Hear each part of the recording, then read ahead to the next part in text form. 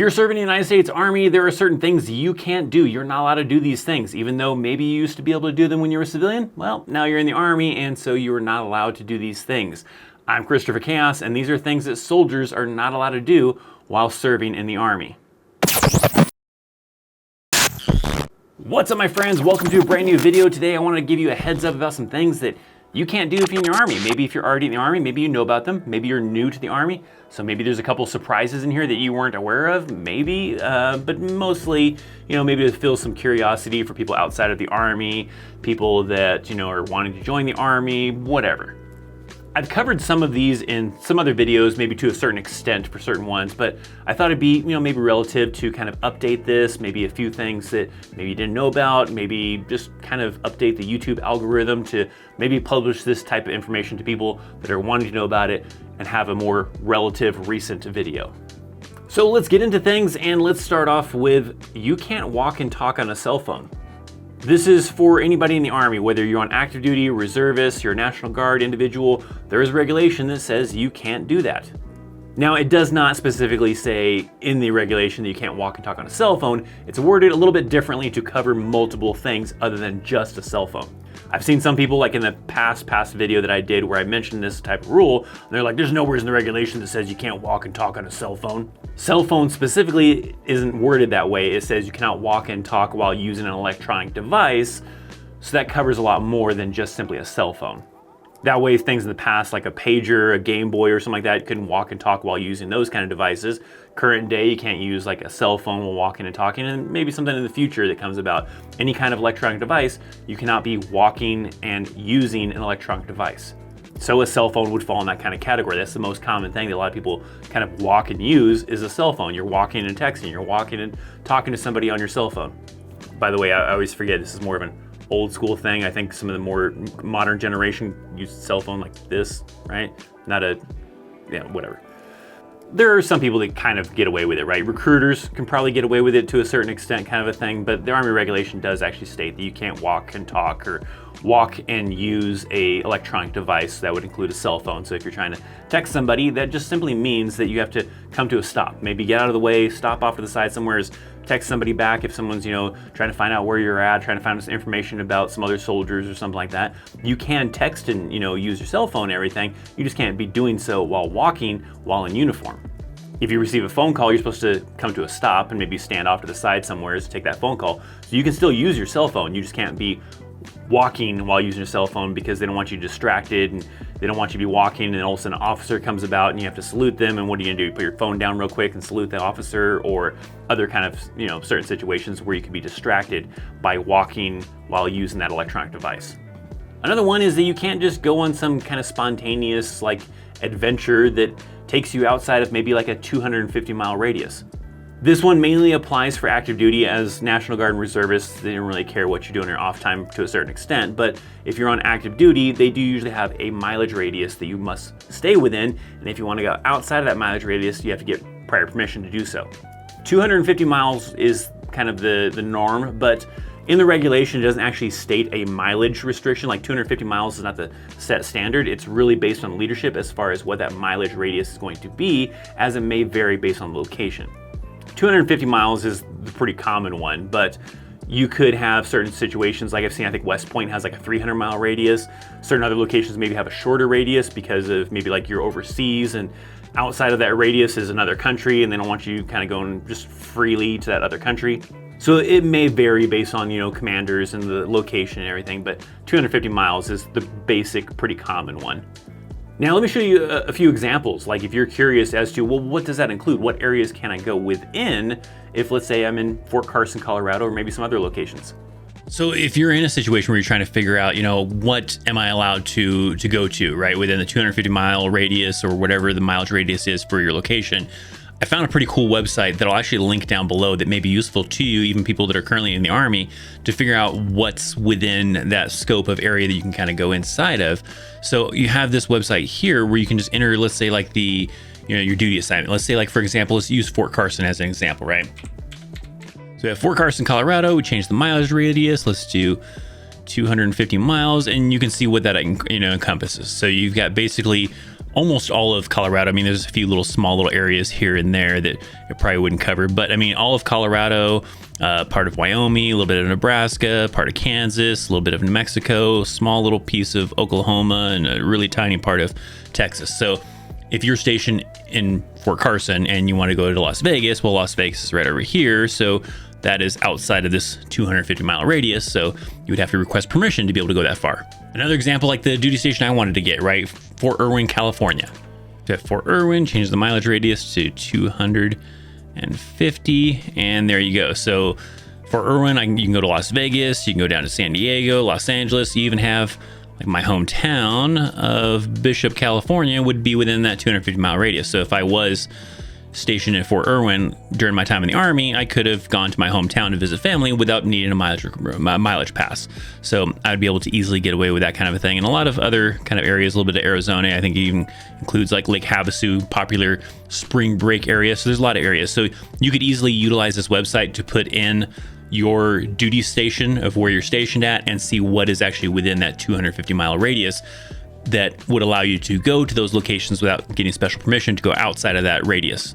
So typically that just means that, if you want to go outside of that radius, if it's 250 miles or whatever it is for your unit, for your location, then you have to request it. You have to put in a mileage pass, you have to put in for leave, you have to get accepted, you have to have a plan as far as, hey, I'm going to be going to Las Vegas, whatever. It's outside of the 250 miles radius. We're going to do it during a 4-day pass. I have a plan of how I'm going to get there, how I'm going to get back, and if they feel like it's a pretty solid plan and you're a good soldier, then yeah, they might approve it.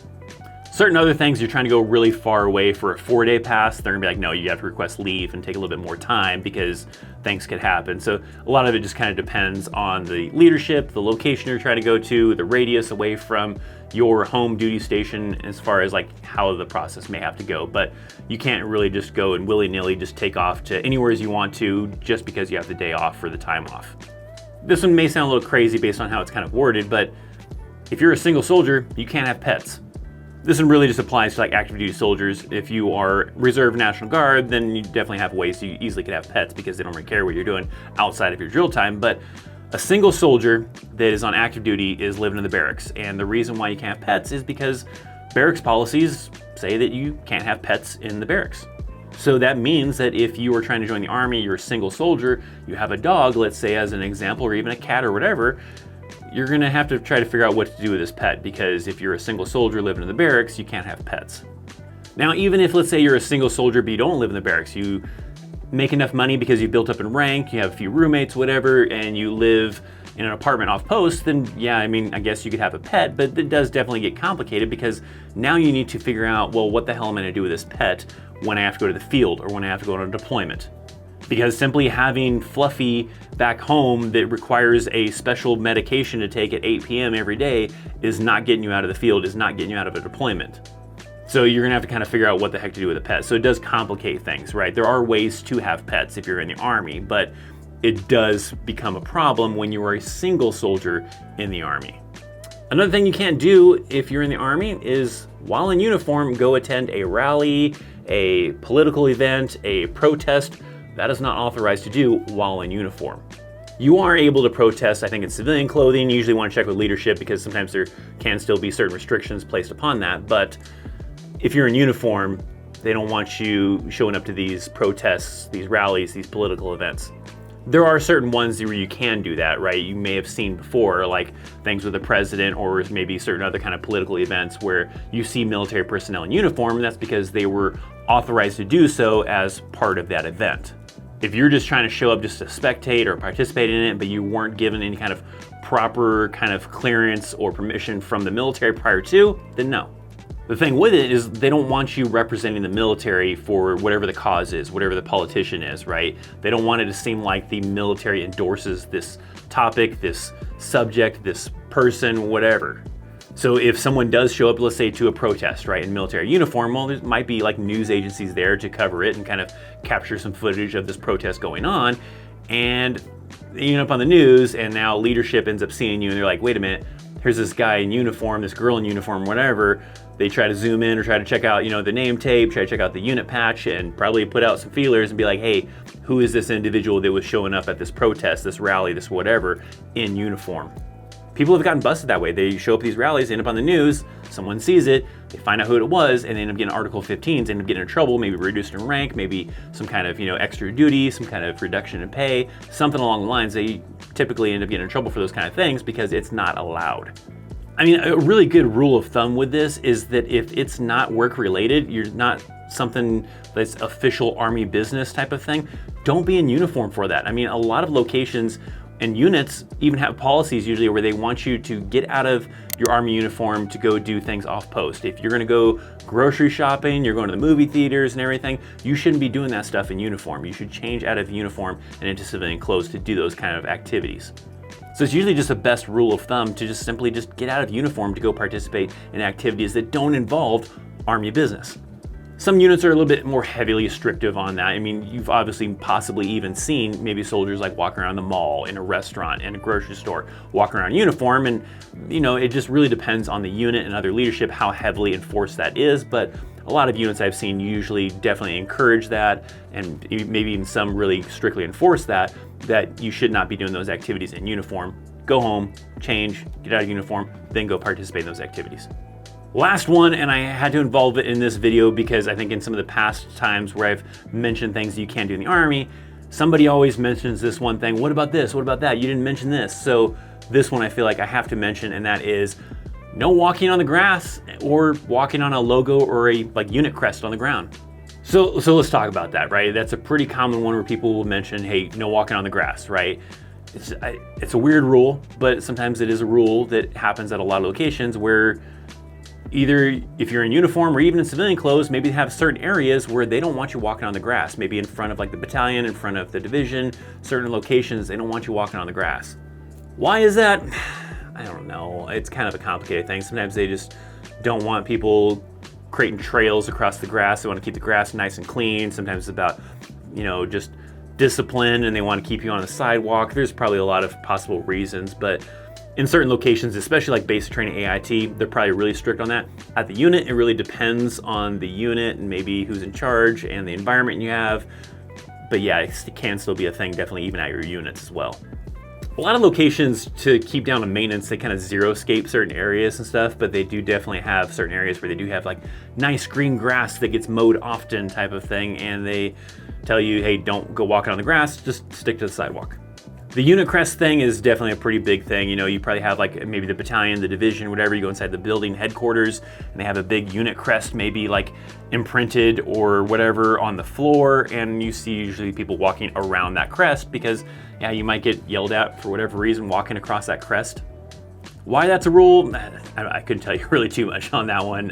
Sometimes just a thing where they don't want you disrespecting that unit crest or whatever, so you gotta walk around it.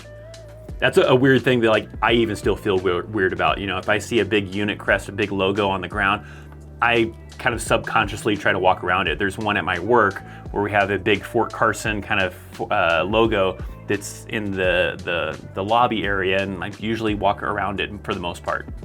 If some of my veteran viewers out there currently serving in the Army, past Army experience, have some things they can think of, there's some pretty wild and crazy things that maybe people outside of the Army would not think of that are not allowed to do while in Army uniform, I want to hear about those down in the comment section down below. So make sure you comment down below. If you have questions, maybe you're someone who's not yet serving in the Army and you're curious about things you've heard about, or just some general questions in general, drop some comments down below.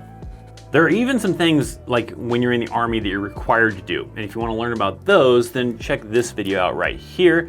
Check out my links down in the description box down below for social media, for affiliate links, all sorts of good stuff. Thanks for watching. I'm Christopher Chaos, and I'll see you next time. See ya.